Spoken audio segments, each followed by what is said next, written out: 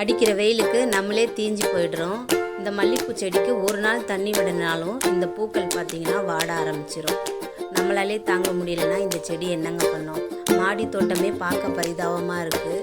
ஏன்னா இந்த வெயிலுக்கு நிறைய செடிகளால் தாங்க முடியல. அதனால் எந்த ஒரு புது செடியும் நான் இந்த மாதம் முழுக்க ட்ரை பண்ண போகிறதும் இல்லை. கிட்டத்தட்ட ஒரு 1.5 மாதம் எந்த ஒரு செடியை வைக்கிற ஐடியாவே இல்லைங்க.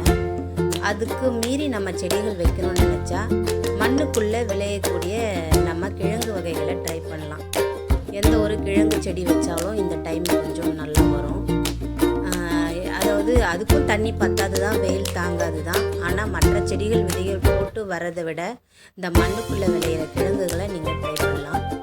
நான் அப்படி தான் ஒரு 4-5 கிழங்குகள் எடுத்து வச்சுருக்கேன். இன்னும் நடவு பண்ணலைங்க.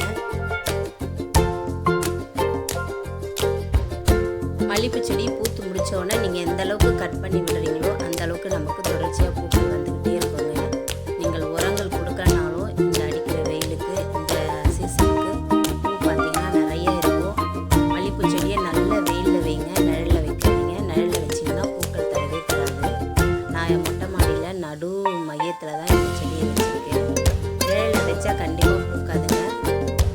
நீங்கள் தண்ணி மட்டும் கொடுத்தாலே போதும், பூ ஏகப்பட்ட பூக்கள் கொடுக்கும். எனக்கு தொடர்ச்சியாக ஒரு 3/4 முழம் பூ பூத்துக்கிட்டே இருக்குங்க.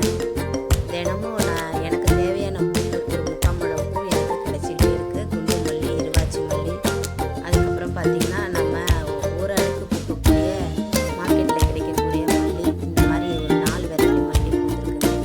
இன்றைக்கி இந்த அளவுக்கு எனக்கு மல்லி பூ கிடைச்சிருக்கு. இந்த பதிவு உங்களுக்கு பிடிச்சிருக்கும்.